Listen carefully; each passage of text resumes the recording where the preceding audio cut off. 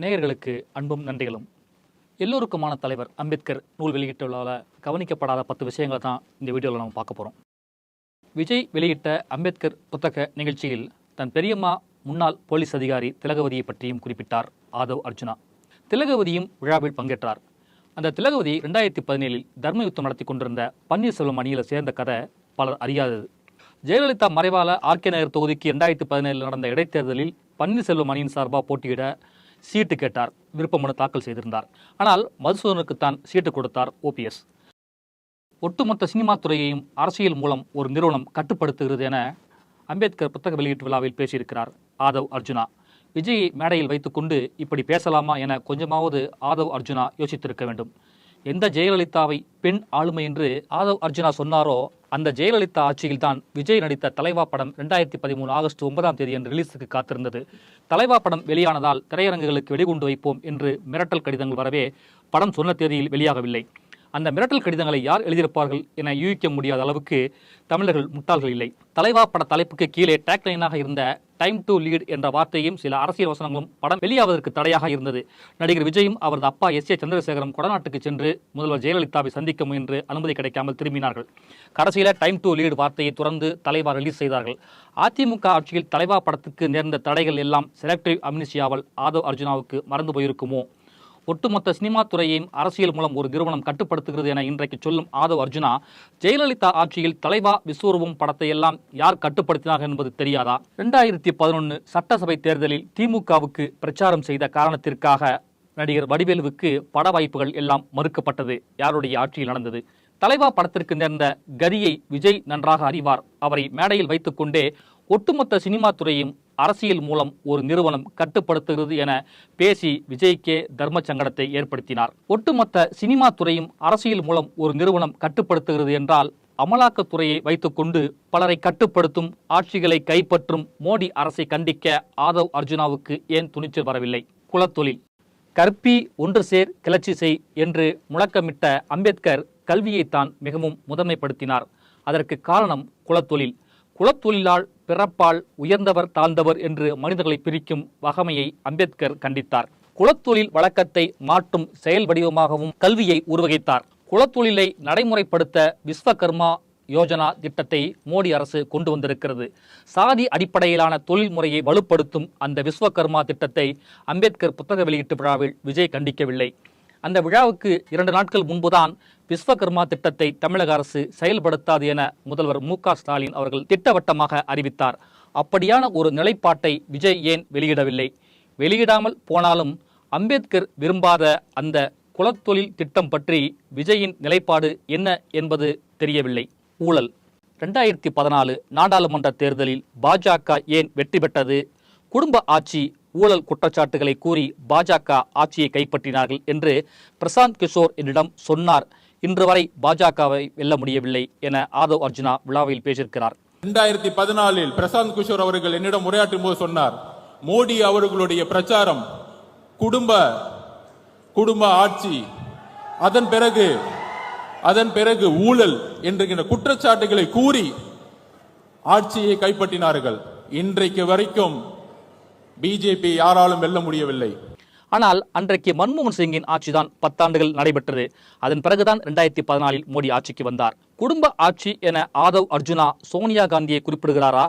இன்று வரை பாஜகவை வெல்ல முடியவில்லை என சொல்வதன் மூலம் பாஜக ஆட்சியில் ஊழல்கள் நடக்கவில்லை என்கிறாரா?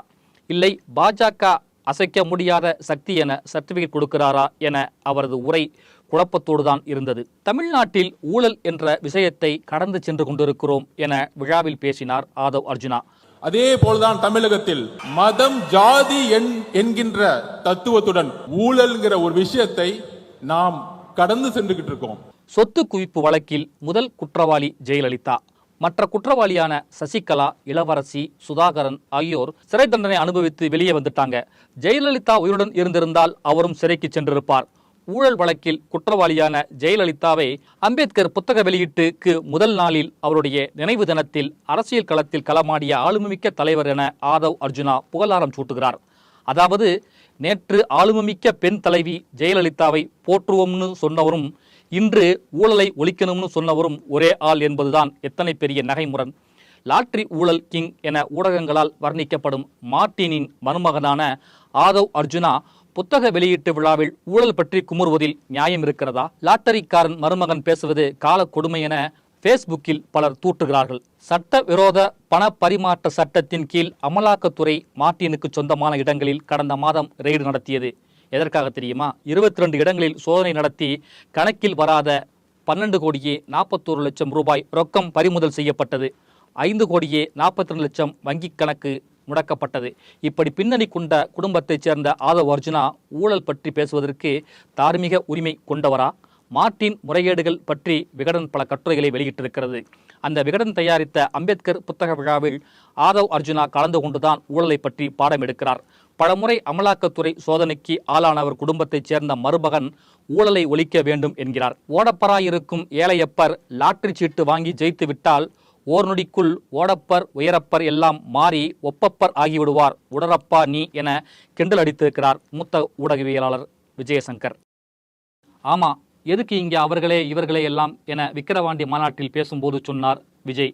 ஆமா, எதுக்கு இங்க இந்த அவர்களே அவர்களே இவர்களே எல்லாம்? ஆனால் அம்பேத்கர் புத்தக வெளியீட்டு விழாவில் மேடையில் இருந்த ஒவ்வொருவரின் பெயர்களையும் குறிப்பிட்டு அவர்கள் என்று குறிப்பிட்டார். குழும நிறுவன தலைவர் திரு ஸ்ரீனிவாசன் அவர்கள், அண்ணல் அம்பேத்கர் அவர்களுடைய பேரன் திரு ஆனந்த் டெல்டும்டே அவர்கள். முன்பு விஜய் பேசிய பேச்சையும் புத்தக வெளியீட்டு விழாவில் பேச்சையும் சேர்த்து சிலர் ட்ரோல் செய்கிறார்கள். இதே போலத்தான் இன்னொரு விஷயத்தையும் புத்தக வெளியீட்டு விழாவில் சொன்னார் விஜய். சம்பிரதாயத்திற்காக ட்வீட் போடுவதிலும் அறிக்கை விடுவதிலும் போட்டோ எடுப்பதிலும் எனக்கு உடன்பாடு இல்லை. சில நேரங்களில் சம்பிரதாயத்திற்காக நாமும் இதே போன்று செய்ய வேண்டி உள்ளது என்றார் விஜய்.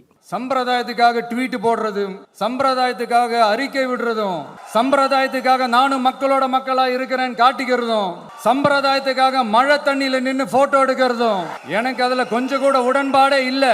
பட் என்ன பண்றது, நம்மளும் சம்பிரதாயத்துக்காக சில நேரத்தில் அந்த மாதிரி செய்ய வேண்டியதா போயிடுது. விஜய் முன்பு போட்ட ட்வீட்டுகளும் அவர் வெளியிட்ட அறிக்கைகளும் போட்டோக்களும் அவரையே கேள்வி கேட்டது. ஸ்கிரிப்ட் எழுதி மனப்பாடம் செய்தது போலவே இருந்தது விஜயின் உரை. விழாவில் இறுதியாகத்தான் விஜய் பேசினார். அவருக்கு முன்பாக பேசியவர்களின் உரைகளில் இருந்து மேற்கோள் காட்டி எதையும் பேசவில்லை. அப்படி பேசியிருந்தா அவர் எதையும் சமாளிப்பவர் என்ற பெயர் கிடைத்திருக்கும். மனப்பாடம் செய்த அல்லது பேச வேண்டிய விஷயத்தை மட்டுமே அவர் பேசினார். அப்படி பேசும்போது சில வினாடிகள் கண்மூடி கடகடன பேசிய காட்சியை பார்த்தபோது அது அப்பட்டமாகவே வெளிப்பட்டது. ஸ்கூல் மாணவர்கள் படிக்கும்போது கண்ணை மூடி மனப்பாடம் செய்வார்களே, அதுதான் நினைவுக்கு வந்தது.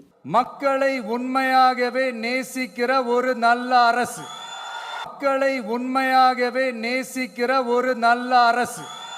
திமுக ஆட்சியை மட்டும் விமர்சித்தால் சங்கி என பட்டம் கட்டிவிடுவார்களோ என அஞ்சி கொஞ்சம் மத்திய அரசையும் ஊறுகாயாக தொட்டுக்கொண்டார் விஜய். இன்று மணிப்பூரில் என்ன நடக்கிறது என்பது எல்லோருக்கும் தெரியும். ஆனால் அதை பற்றி கொஞ்சம் கூட கண்டுகொள்ளாமல் ஒரு அரசு நம்மை ஆண்டு கொண்டிருக்கிறது.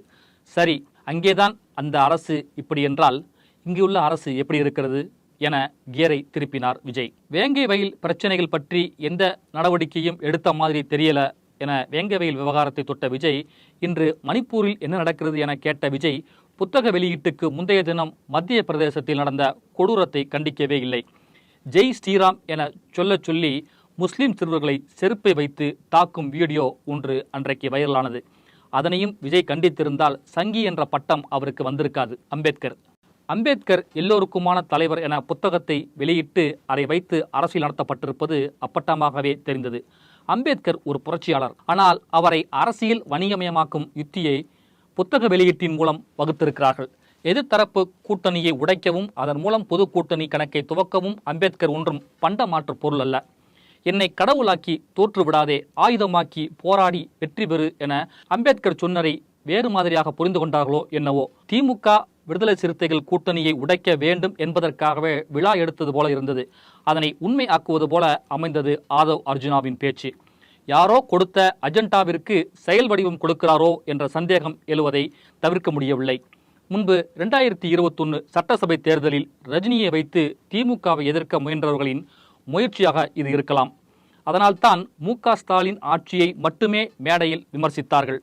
மோடி ஆட்சியில் எதுவுமே நடக்காதது போல் இருந்தார்கள். புத்தக வெளியீட்டு மேடையில் அமர்ந்திருந்த சமூக செயற்பாட்டாளர் ஆனந்த் டெல்டும்டேவை ஊப்பா சட்டத்தில் கைது செய்து சிறையில் அடைத்தனர். மோடி அரசின் செயல்பாடுகளை மிக கடுமையாக அவர் விமர்சித்தார். மிகப்பெரிய சிந்தனையாளராக அறிவுஜீவிகள் மத்தியில் மதிக்கப்படும் ஆனந்த் டெல்டும்டேவை நகர்ப்புற நக்சலைட்டுகள் பட்டியலில் சேர்த்து மோடி ஆட்சியில் சிறையில் அடைத்தார்கள். அந்த நிகழ்வை புத்தக வெளியீட்டு விழாவில் பேசி மோடி ஆட்சியை கண்டித்திருக்கலாமே, யார் கைவிலங்கு போட்டார்களோ தெரியவில்லை. பிறப்பால் அனைவரும் சமம் என்கின்ற கருத்தியலை அம்பேத்கர் உருவாக்கியதை போல இங்கே பிறப்பால் ஒரு முதலமைச்சர் உருவாக்கப்படக்கூடாது என விழாவில் பேசியிருக்கிறார் ஆதவ் அர்ஜுனா. அப்படியென்றால் நடிப்பால் மட்டும் ஒருவர் முதலமைச்சர் ஆகலாமா? ஏன் முதலமைச்சர்களை தியேட்டர்களில் தேட வேண்டும்? திரையரங்குகளில் எல்லாம் முதல்வர்களை உருவாக்கும் பிறப்பிடங்களா மன்னராட்சி? இங்கே மன்னராட்சி தான் நிலவுகிறது. தமிழகத்தில் மன்னராட்சிக்கு இடமில்லை. 2026 மன்னராட்சி முழுமையாக ஒழிக்கப்படும் என ஆதவ் அர்ஜுனா முழங்குகிறார். பிறகு எதற்கு 2021 மு.க. ஸ்டாலின் ஆட்சியை கொண்டு வர பாடுபட்டார்? ஐபெக் நிறுவனத்தின் பிரசாந்த் கிஷோரை ஏன் அழைத்து வந்தாராம்? அப்போதெல்லாம் மன்னராட்சி பற்றி பேசாதவர் இப்போது பேசுகிறார் என்றால் அவரை இயக்குவது யார்?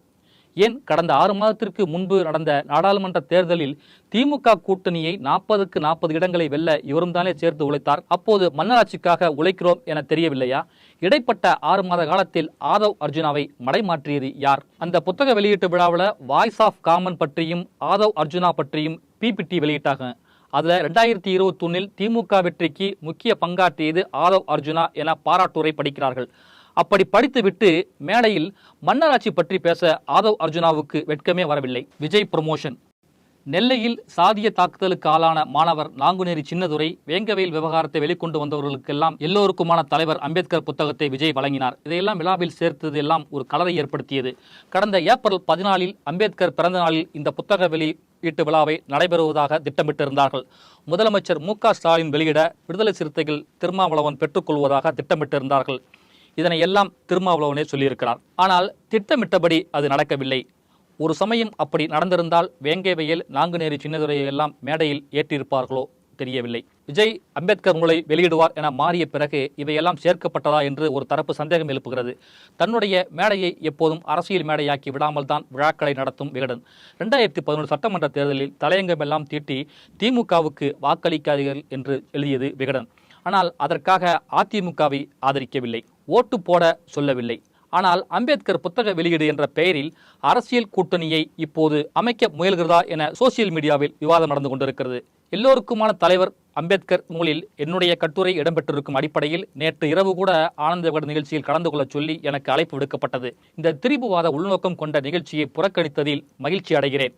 ஆனந்த விகடன் விஜய்க்கு மேடை அமைத்து கொடுத்து யாருக்கு வேலை பார்க்கிறது என்று தெரிந்துவிட்டது என சொல்லியிருக்கிறார் எழுத்தாளர் அழகிய பெரியவன். புஷி ஆனந்த்.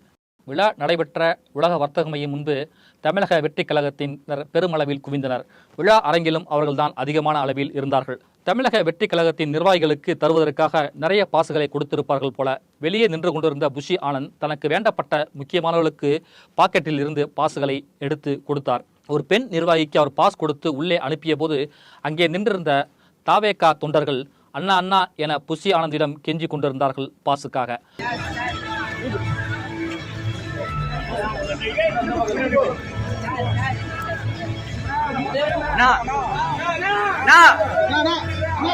குஜராத்திலிருந்து 20,000 ரூபாய் செலவு பண்ணி வந்திருக்கோம், எங்களை கண்டுக்க மாட்டீங்களா என கெஞ்சினார்கள்.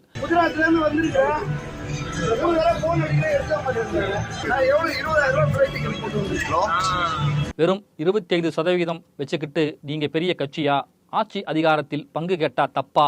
கேள்வி கேட்டா உடனே சங்கியா என ஆதவ் அர்ஜுனா ஆவேசமாக கேள்வி எழுப்பிய போது குலுங்கி குலுங்கி கைத்தட்டி சிரித்தார் புஷி ஆனந்த். விஜய்க்காக ஆதவ் அர்ஜுனா வேலை பார்க்கிறார் என விசிக எம்எல்ஏ ஆளூர் ஷானவாஸ் சொல்லியிருப்பதை பார்க்கும்போது ஆதவ் பேசுகிற பேச்சுக்கு தன்னோட இடம்தான் காலியாக போகுதுன்னு கூட தெரியாம சிரிச்சுக்கிட்டு இருக்கிற புஷி ஆனந்த் பார்க்க பரிதாபமாக இருந்தது.